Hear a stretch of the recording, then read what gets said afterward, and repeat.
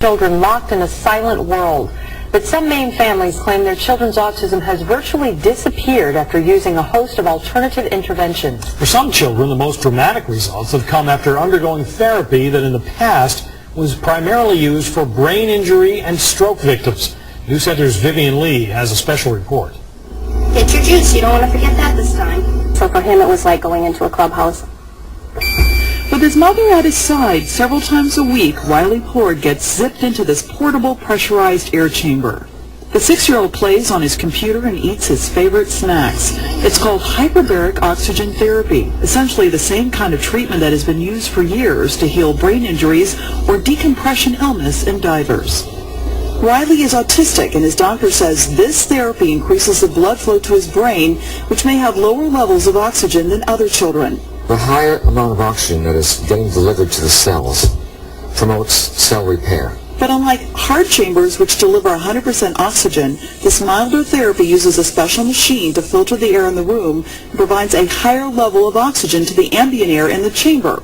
Since undergoing the treatments, Riley's mother says his speech has improved, for starters. An increase in awareness of his surroundings and what's going on.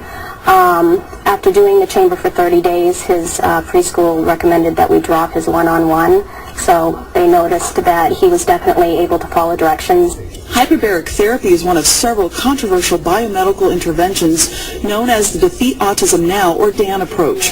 Dr. Fredric Shotz, a naturopathic doctor, has been trained in the DAN method. That includes nutritional supplements, wheat and dairy-free diets, and removing metals from the body. It has been thought for decades that autism was not treatable. Well, that's clearly proven to be false. There are thousands, and if not tens of thousands of children now who are no longer on the spectrum, who have been treated successfully. Biomedical interventions, though, are not widely recommended by the mainstream medical community. In fact, some critics claim they give desperate parents false hope, and a lot of the results are not based on any long-term studies.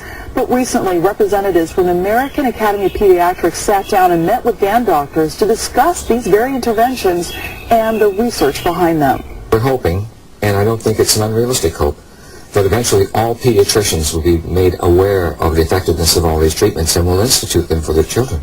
Right now, the majority of these interventions are not covered by insurance. One session in this $20,000 hyperbaric chamber costs $100. Many children need dozens of treatments. The chamber is available at a cheaper rate for families who can then take it home and share the cost with other parents. You want to get out or you want to stay in?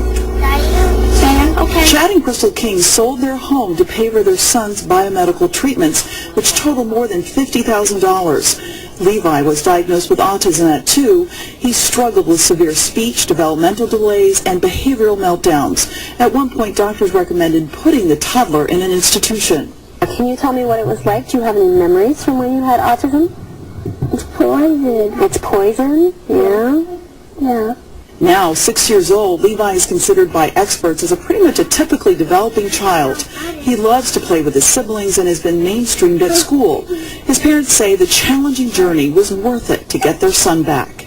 That diagnosis of autism, it just disappears because you've dealt with the real source of the problem and not the symptoms. It's hope where there is none. That's crippling about autism.